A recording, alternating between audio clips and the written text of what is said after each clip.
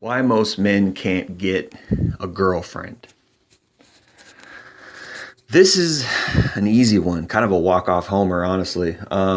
As far as the red pill is concerned, there's a lot of marketing out there towards guys who are struggling with women or having problems.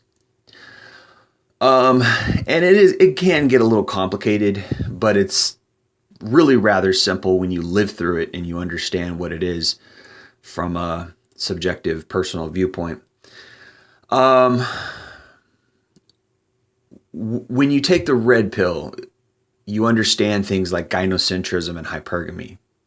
And those are the two terms that I've always stuck with, that have always stuck out to me as being the most important terms for red pill guys to understand and know.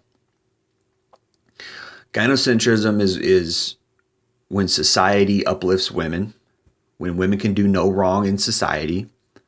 Women don't have checks and balances. They don't have social responsibility. If they break a nail, the world stops and says, "Oh, are you okay?" If a man gets hit by a car, people laugh and say, "Ha ha, he shouldn't have been walking so recklessly." That is gynocentrism. That is basic sexist inequality between the sexes, right?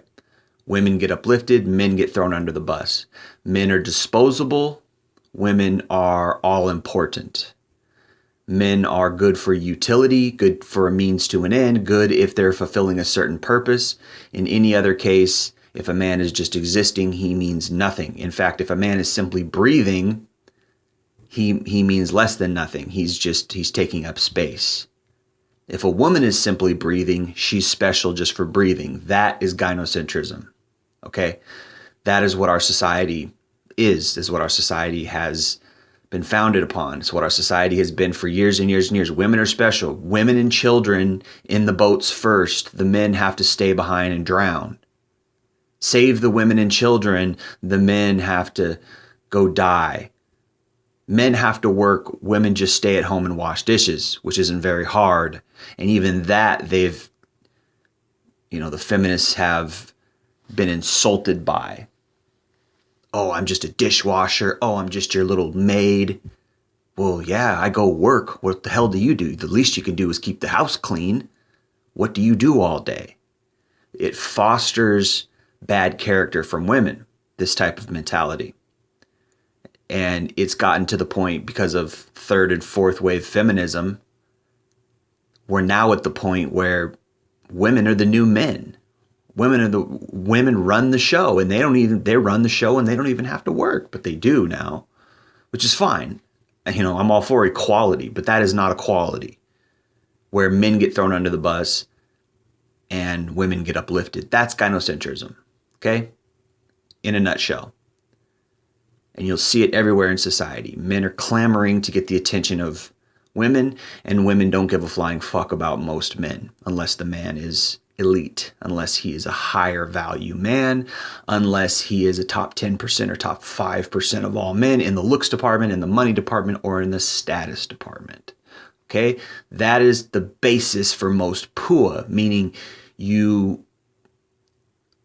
elevate yourself to a higher level.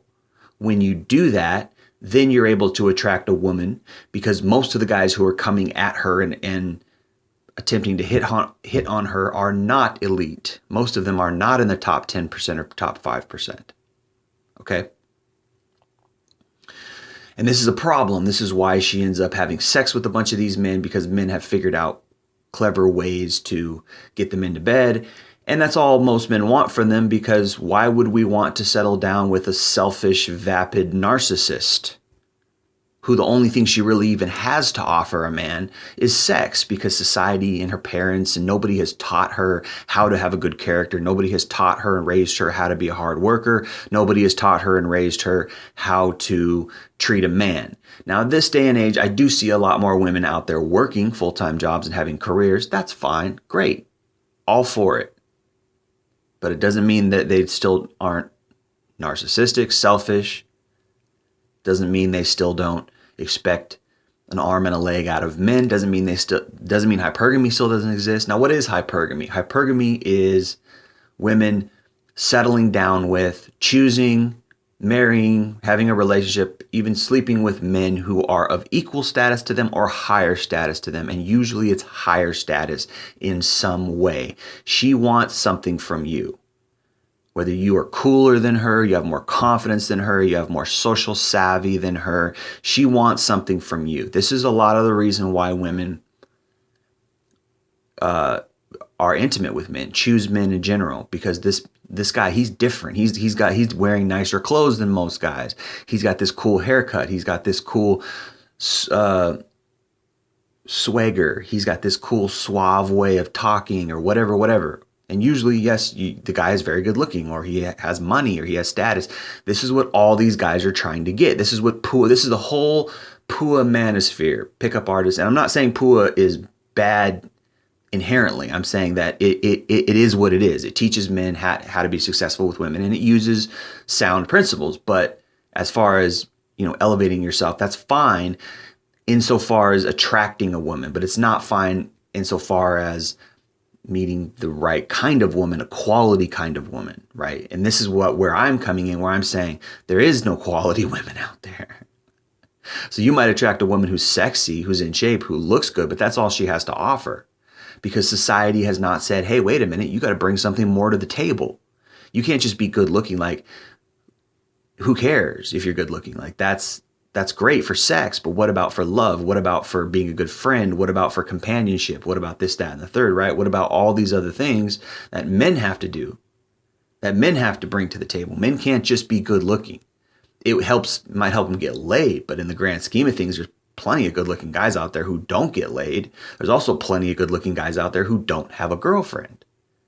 So when I read these new Pua videos where the reason why most guys don't have a girlfriend, I don't look at it from the view of, oh yeah, guys need to improve themselves. Guys need to go out and wear nicer clothes. Guys need to step their game up. I don't look at it from that perspective. I look at it from, why aren't guys good enough for being themselves? Now, there's a gray line there. There's a real thin line between not improving, and I think we all need to improve. Everybody, men, women, etc. We all need to improve and do our best in a way, right?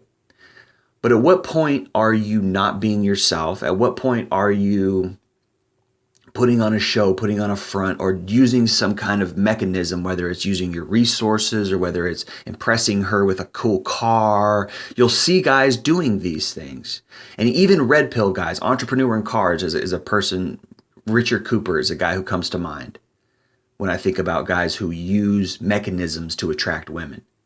And that's a funny story too, because he's a Pua guy. He's a red pill guy who's using Pua tactics. So really, I look at Richard Cooper as like a purple pill guy, right? He's a guy who talks a lot about red pill, talks a lot about hypergamy in a negative sense, talks a lot about gynocentrism, all these things, talks about all the toxic behaviors of women. And I don't necessarily think Richard Cooper is misunderstood. I think he is what he is. I don't necessarily think he's a charlatan. I don't necessarily think a lot of what he says is contradictory. I just think his answer is wrong. His answer is to play into hypergamy by uplifting your game, which is a Pua tactic, yet he constantly talks about red pill stuff. So there's a disconnect there. So when I hear these guys, these Pua guys inboxing me stuff, messaging me and saying, oh, come check out my new video, come buy my new program. Why most guys don't have girlfriends? I don't look at it like, oh, okay, because guys need to step their game up. No, I look at it like, maybe guys need to step their game up. Maybe guys need to wear nicer clothes and learn how to talk to women and get in better shape. Sure, in general. But I look at it like, why can't you just be yourself and someone love you for who you are?